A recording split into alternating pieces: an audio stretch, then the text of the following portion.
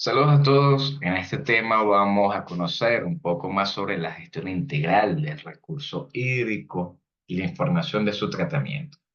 Esto parte de aquella comprensión de la importancia del agua como eje fundamental de desarrollo en muchos espacios, inclusive de límites geográficos, límites para poder determinar aquellos procesos productivos, o inclusive ampliaciones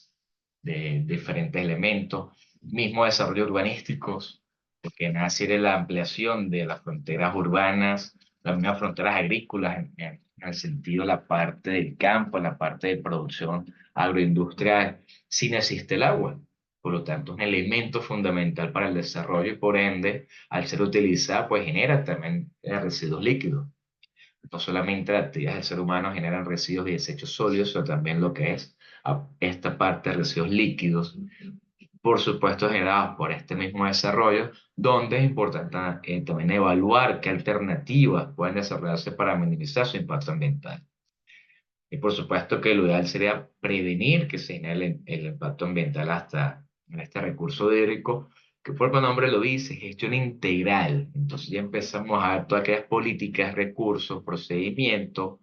de todos los elementos que van relacionados con el recurso hídrico. Su nombre lo dice, recurso hídrico ya como un elemento para su aprovechamiento, pero que debe estar bajo unas condiciones predeterminadas dentro de unos parámetros establecidos en diferentes normativas, donde por supuesto, dependiendo del contexto y el país, pues algunas son más, tienen límites más restringidos que otros, pero bueno, son temas también a tratar y de investigación completa. Ya que empezamos a ver que entonces esta gestión integral parte de lo que es aquel flujo de trabajo coordinado para el mismo manejo del agua. En este caso en la Tierra y su devolución segura hacia el medio ambiente o todo el entorno como ecosistema, tomando esto del medio, tal cual todo el contexto en que se desarrollan las actividades. Y aquí, en la parte del desarrollo con las actividades del ser humano, nuestro propio crecimiento, empezamos a ver que hay cinco procesos fundamentales. Uno es la captación, por el nombre lo dice. ¿Cómo hacemos esa extracción de recursos de sus fuentes superficiales o subterráneas, bien sea captaciones para el tema agua potable, o pozos o perforaciones de pozos para poder hacer esta extracción del agua para que, en el caso subterráneo, pues, por supuesto que necesitamos que esté en el superficial para los diferentes procesos. Ya en el caso, eh, en el casco urbano, en la parte industrial, pues requiere una potabilización para que esta agua pueda ser apta para el consumo humano, enfocado ya en la parte residencial, en la parte ya de contacto directo con nosotros los seres humanos, donde entonces hay una aplicación de tratamientos físicos, químicos para garantizar que sea un consumo seguro. Hay normativas establecidas para poder determinar cuáles son estos parámetros físicos, químicos y bacteriológicos que deben cumplir un agua para que sea apta para el consumo humano. Cuando hablamos que sea apta, es que no genere un impacto a la salud de nosotros al tomarla. Porque puede ser que cualquiera la podamos tomar, ajá, pero qué consecuencias no puedas tener. Puede haber infecciones, puede haber entonces intoxicación y contaminación relacionada con este recurso hídrico. Inclusive es un buen indicador cuando existe algún tipo de elemento que está muerto o que está en condiciones deplorables cercano a un cuerpo de agua, podemos determinar, no determinar a ciencia cierta, pero a nivel de probabilidad de que hay algo en el agua que está contaminando, que está afectando el entorno. Aquella frase entonces que el agua es vida y por lo tanto si el agua está contaminada, pues no está en buena vida, por decirlo de cierta manera. Y una vez que entonces que tenemos la captación, una potabilización, que sobre todo ya en los cascos urbanos existen las plantas de potabilización del agua, existe un sistema entonces, toda una red de suministro para que entonces de esa red principal pueda ser distribuida a cada uno de los hogares, a cada uno de los puntos de requerimiento del agua, bien sea para su uso residencial, uso comercial o en su efecto el uso industrial. Entonces ya este suministro del agua para uso doméstico humano y diferentes procesos productivos. Aparte de allí, ya empieza entonces una distribución, por supuesto, ya llegan los puntos en los hogares, en los comercios, industrias, hay un uso, un consumo de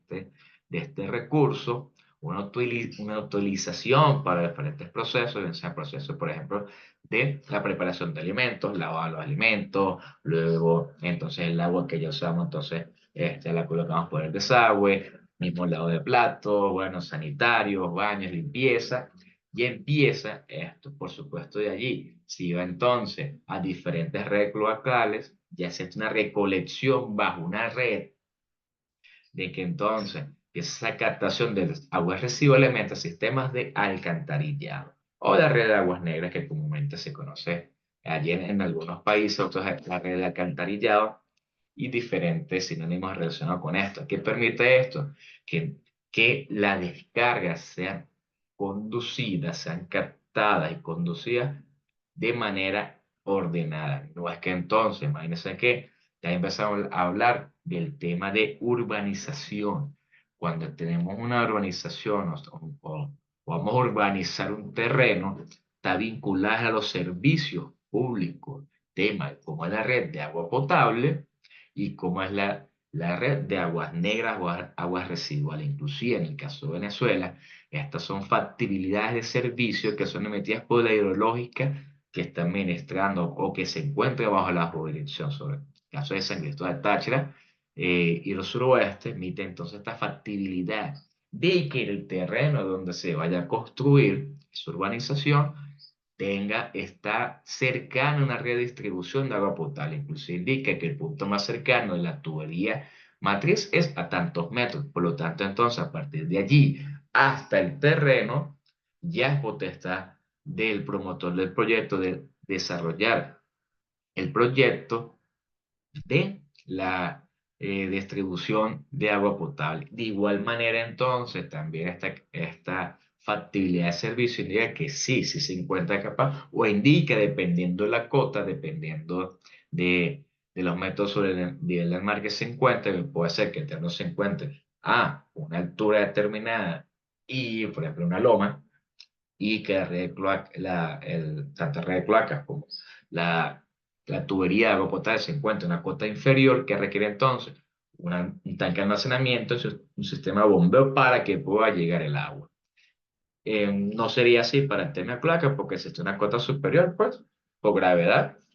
hace esos 9,8 metros sobre segundo por gravedad, llega entonces a la red. Pero esta parte de recolección entonces de garantizarse que esté a una red y las condiciones ideales o la normativa indica que entonces tiene que haber un tratamiento en plantas especializadas donde existe esta remoción de contaminantes para una devolución segura al medio receptor. Entonces, un tratamiento y vertido a un cuerpo de agua, pero ese vertido de esta agua debe estar dentro de parámetros establecidos, caso de BO, caso de QO, caso de detergente, tema pH, diferentes variables de índole ambiental que deben estar dentro de normativa.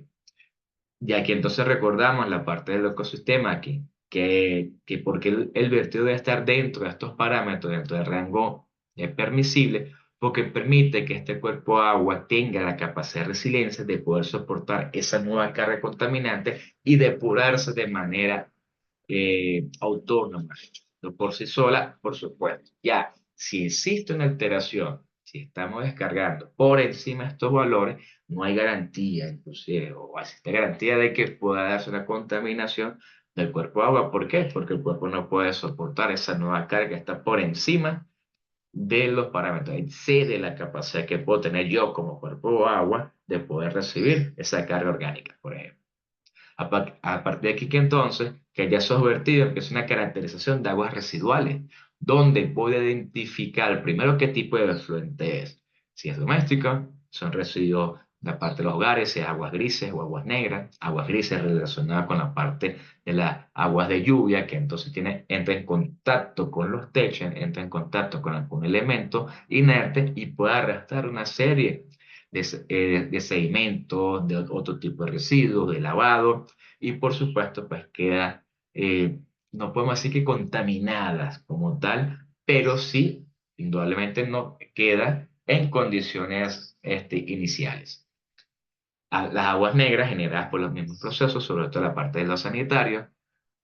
Otro tipo de frente es los industriales, porque el nombre lo dice, todo lo generado por los procesos industriales. Que en la parte industrial, pues entonces tenemos como que dos tipos de redes, dos tipos de frentes. Propiamente dicho, la industrial que es generada por el proceso productivo, pero también entonces la doméstica generada por lo que son los sanitarios de esta misma industria. Y ya a nivel macro, el efluente urbano, que entonces es la mezcla de todos estos elementos y que incluye el tema de las aguas pluviales, las redes de alcantarillado que existen diferentes vialidades, que entonces capta esas aguas de lluvia, de las pluviales, o de las canaletas, de los desagües, y de ser reconducida igualmente, que es lo ideal que no se mezclen las aguas pluviales con las aguas negras, aguas residuales. ¿Por qué? Porque aumentamos el caudal, estamos diluyendo contaminantes y lo ideal es que las aguas contaminadas que tengan alta carga orgánica o diferentes elementos puedan ser tratadas de manera independiente, porque las aguas de lluvia pues lo que traen son sedimentos, tierra, hojas y ya, claro, si existe en un contexto urbano donde hay desechos, donde hay aseo a diestra y siniestra, donde entonces ya entra un proceso de descomposición de la parte orgánica, empieza el lixiviado, por supuesto, ¿qué pasa cuando llueve? Hay un arrastre de todo eso. La calle queda limpia, sí, muy bonita, ajá, pero lo que pasa es que se limpia en un lado, pero esa agua lleva el arrastre de todos los sedimentos y de todos los desechos y empieza entonces, puede generarse en el cuerpo de agua a efectos de una colmatación o si entra tubería, entonces se tapan literalmente por los desechos o entra cuerpo de agua, entonces empezamos a ver que la cuota empieza a subir y puede generarse un efecto de represa por tanto desechos que se están siendo descargados y cuando revienta pues agua abajo empieza el impacto mucho mayor. Ya que entonces también hay algunos parámetros críticos que se analizan en diferentes laboratorios de índole ambiental. Es el tema de la DBO5, que es la demanda bioquímica de oxígeno, va vinculado a aquel material biodegradable que existe en el cuerpo de agua, de que es la demanda química de oxígeno, que está muy vinculada con la DBO5, son parámetros, uno va a depender del otro, de Q de la parte con DBO y viceversa, y la población equivalente que está en un indicador que habla de 60 gramos de DBO por día por habitante. Tema indicadores que se manejan tal cual, puede ser más, puede ser menos, dependiendo, por supuesto, los parámetros, es decir, normativas de cada país. Tema importante el tema de caracterizaciones porque permite, dependiendo de la carga contaminante que tiene el efluente, poder diseñar las plantas de tratamiento. Entonces, las redes de tuberías, por supuesto, lo que es el mantenimiento industrial, diferentes equipos. Entonces aquí vinculamos que ya empezamos a ver que no solamente es tema de la temática ambiental, sino de mecánica, de industrial, inclusive entonces, si nos podemos determinar cómo podemos desarrollar un sensor para poder determinar que cuando el efluente esté por encima, ya se active o a nivel de probabilidad ya me genere una alerta, ya empezamos a hacer la evaluación e incluir diferentes elementos mi parte informática electrónica con software, monitoreo, automatización para todos estos elementos, dependiendo, por ejemplo, de cuando se existe una carga o periodos de lluvia, ya entonces existe un bypass que automáticamente la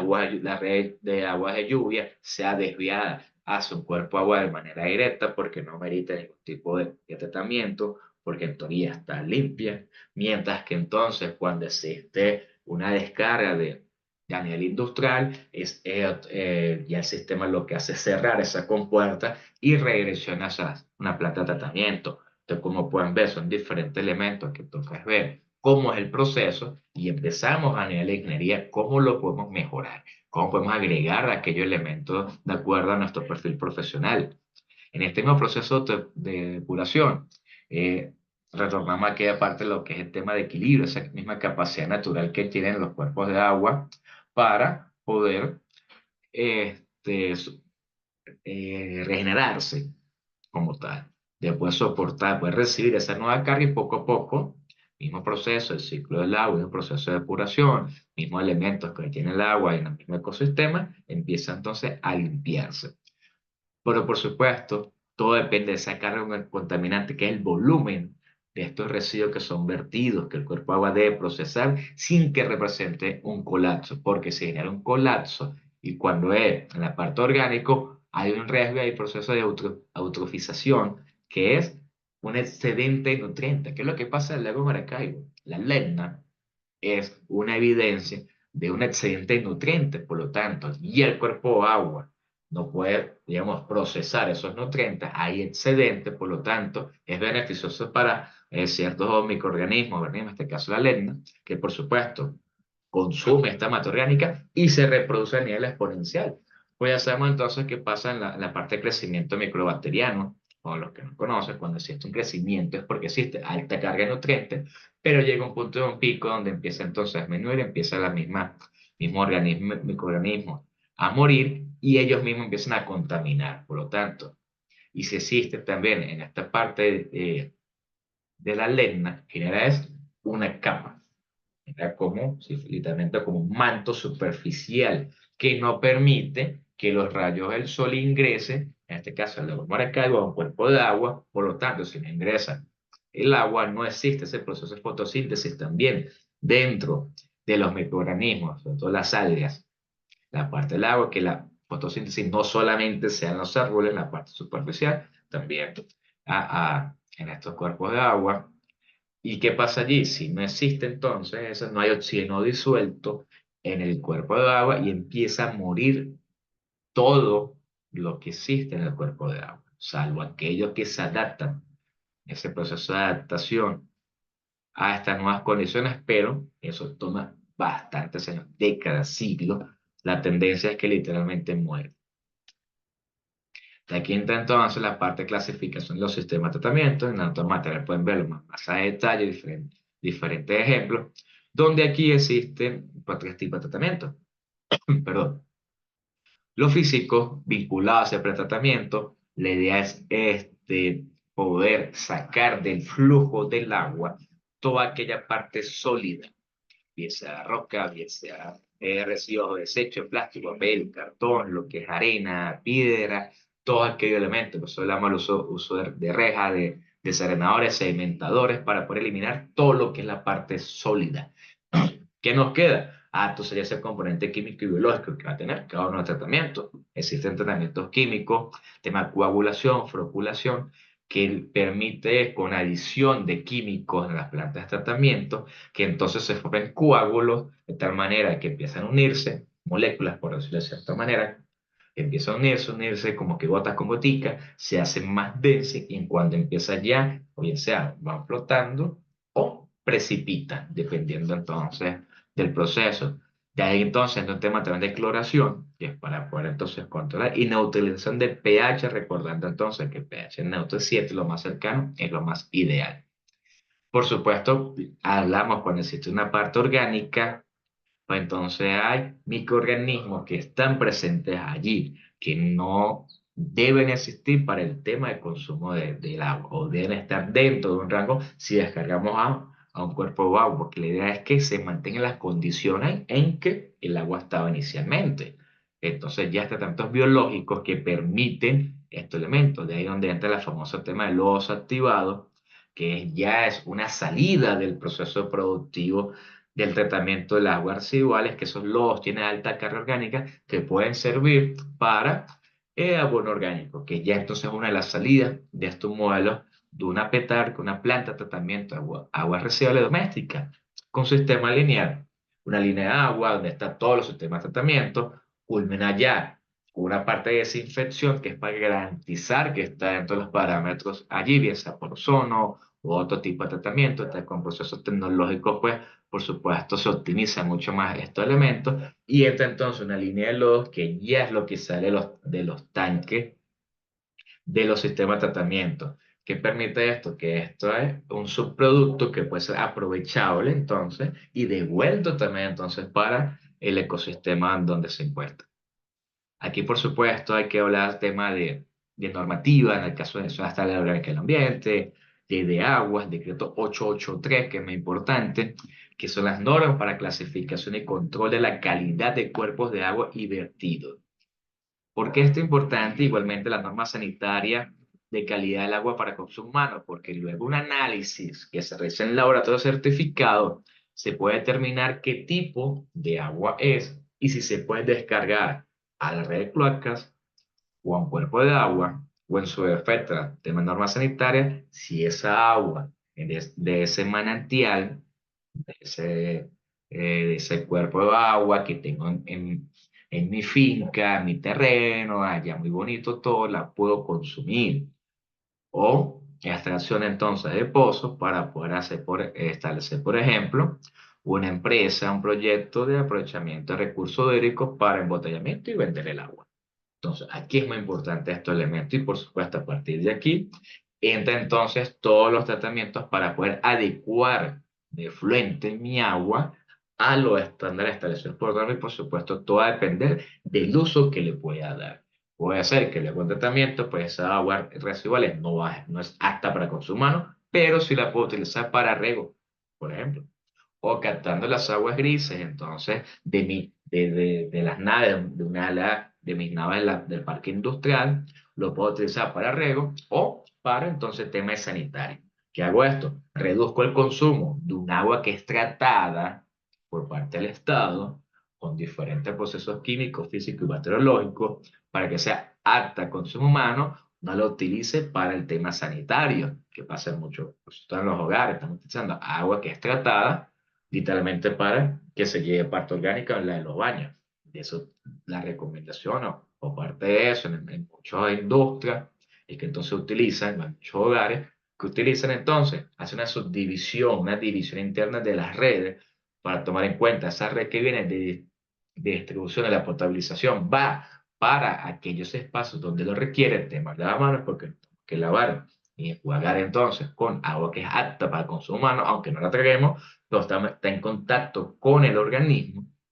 por supuesto, para bañarse. eh, eh, Casi que todo lo que es agua que sea, entre en contacto con el ser humano, tanto al externo como al interno, debe ser apta para consumo humano. Y la que no, oye, no es necesario entonces un agua para consumo, apta para consumo humano tan especializada, por decirlo así. Un tema de aguas de lluvia, fácilmente puede ser para qué? Sanitarios. Baja el agua, el inodoro, pum, aguas de lluvia. Entonces, ¿qué hago así? Con cada descarga una reducción de más de 20, 25 litros que no estoy consumiendo de un tanque de agua potable, que esa sí me la están cobrando, mientras que agua de lluvia no. Entonces aquí empezamos a ver diferentes elementos. Por supuesto, ahí entra esos análisis o estos datos que tenemos a nivel de las lluvias de un sector, este tipo de indicadores, y empezamos entonces a evaluar. Incluso hay mucho, podemos conseguir en mismo Instagram, en YouTube, sistema de aprovechamiento de las aguas de lluvia y cómo hacer las conexiones. Aquí entonces entramos que, por ejemplo, en el caso de ingeniería industrial, esa optimización de los procesos, porque es aplicación de metodologías de eficiencia y, por supuesto, alinear el tema de economía circular. Que economía circular no solamente es tema exclusivo de los residuos y desechos,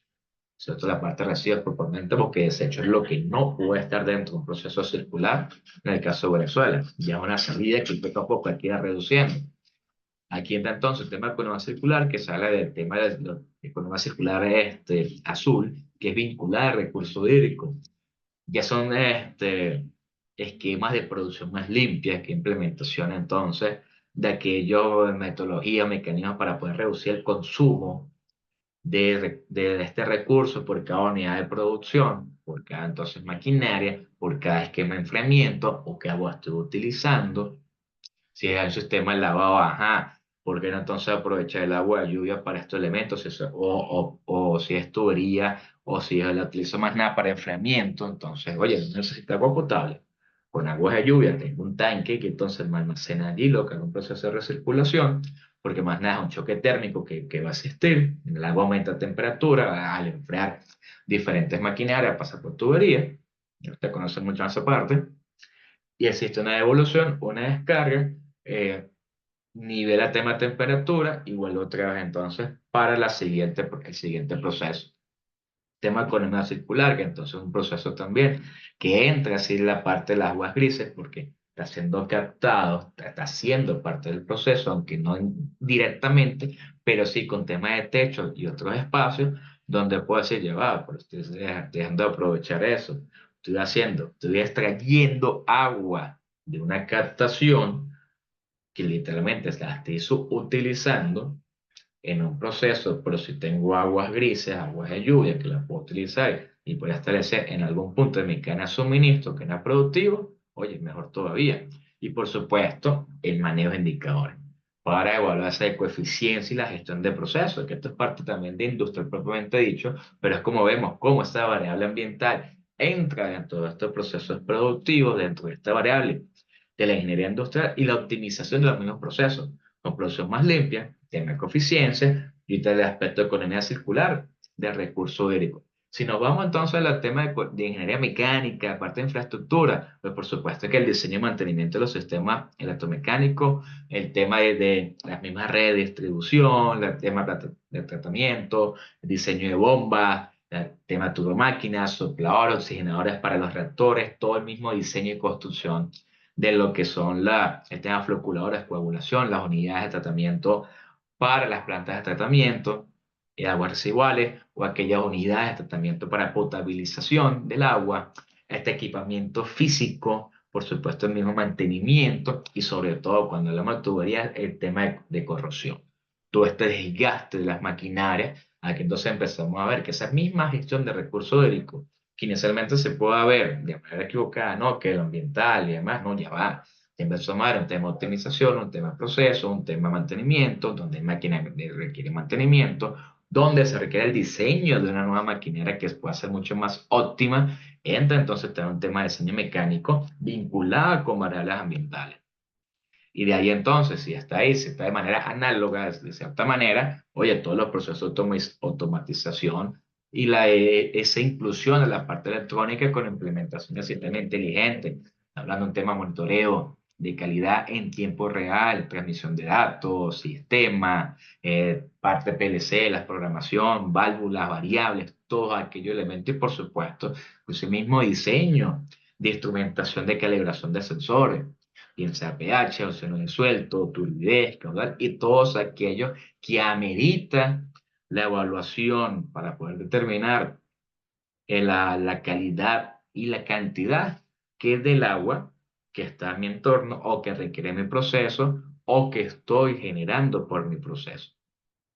Por supuesto, la ingeniería ambiental como un eje integrador, porque entra entonces el tema del laboratorio, el mismo diseño de procesos, porque a medida del resultado del análisis del agua, ya es la variable que va a utilizar aquel ingeniero para, inclusive mismo ingeniero civil, para poder hacer dimensionamiento de la estructura de concreto de los tanques u otros elementos de infraestructura, la parte de diseño mecánico de diferentes equipos, qué bomba va a utilizar,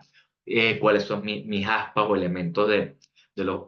de los tanques de sedimentación, del pretratamiento, el mismo desarenado, qué tipo de rejilla, qué tipo de materiales, qué tipo inclusive de soldadura, todo aquello que va vinculado y por supuesto entonces esa misma garantía de resiliencia ante las medidas de control de impacto ambiental para todo el proceso, desde lo que es la captación, pasando entonces por lo que es la potabilización, lo que es distribución, lo que es recolección de las aguas negras y por supuesto lo que es tratamiento y vertido. En cuanto a indicadores macro que se maneja en la parte de gestión de recursos hídricos, se habla mucho, menos que lo han escuchado, sino bueno, se las presento, lo que es la huella hídrica que es vinculada a la medición integral del agua. Esta huella es un indicador multidimensional que mide el volumen del agua dulce consumida, evaporada o contaminada en todas las cadenas de suministro. Así como está la huella de carbono, está en la huella asociada a recursos hídricos. Entra entonces el tema de la huella azul, que es la agua de fuente superficial o subterránea consumida. Es la común, la directa de los ríos, los lagos, acuíferos usados en procesos productivos. Y entonces como un balance, ajá, cuánta agua estoy consumiendo en mi proceso, entrada, salida, perfecto. Esto es lo que estoy consumiendo. Esta es mi huella azul de mi proceso productivo. La huella verde entonces va enfocada a agua de lluvia, incorpora agua evaporada. Esto más que todo está vinculado a aquellos procesos de agricultura y el sector forestal. Representada, pues bueno, como es la parte del suelo, la parte de estación y un balance un poco más complejo de cierta manera, pero cada uno tiene sus variables, sus metodologías establecidas para hacer su medición y cómo hacer su reporte. La huella gris, pues, vincula agua necesaria para diluir contaminantes. No confundir con aguas grises, que es la parte de aguas de lluvia, sino está la huella gris, porque es necesaria para que se pueda diluir contaminantes que tienen mi efluente una vez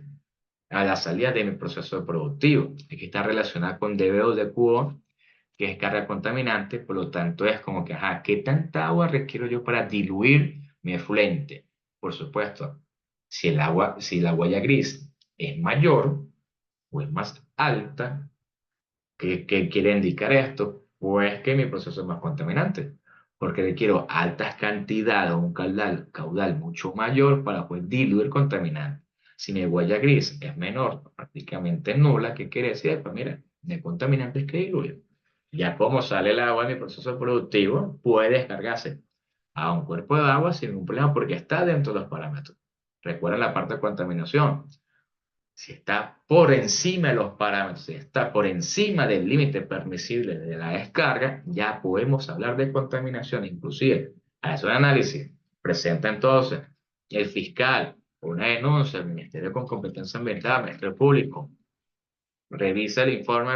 levantado relacionado con esta caracterización, esta evaluación de la calidad de la descarga y luego entonces el cuerpo de agua ya tiene una fase en este señor, usted es culpable porque usted está contaminando este cuerpo de agua. Por lo tanto, mire, vamos a ver qué es la ley penal del ambiente, a usted le establece tanto de multa o años de cárcel, bueno, pero vamos entonces a hacer medidas compensatorias,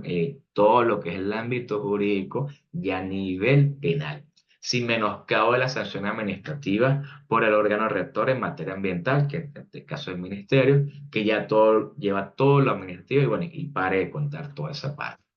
Aquí, por supuesto, que esto es un resumen, una síntesis, la parte informativa que ustedes puedan observar, que la parte del recurso hídrico, la parte de esa gestión circular del agua, a la que hay que ir, una ingeniería multidisciplinaria donde todas convergen, no solamente la parte ambiental,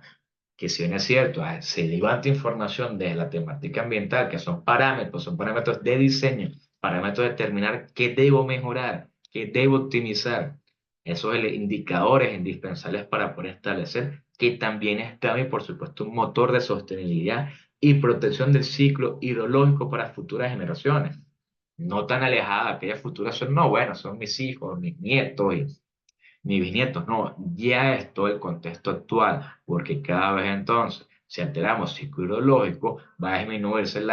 el acceso al agua potable, el acceso a cuerpos de agua, y tomando en cuenta de que el 100% de todo el agua que existe, pues ya creo que deben saber cuánto es lo que está disponible de manera que inmediata, no tan inmediata casi que de una vez, de un chasquido, sino mediante el proceso de ingeniería para poder hacer la captación de estos cuerpos de agua. Pero ese 100% es menos del 2% lo que está apta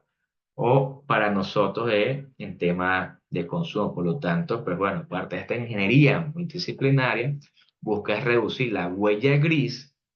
que recordemos que esa huella gris es que tanta agua requiero para diluir los contaminantes para que estén dentro de los parámetros establecidos, porque esa es nuestra mayor responsabilidad técnica y ética como ingenieros. Esto es todo por esta clase vinculada con la gestión circular del agua.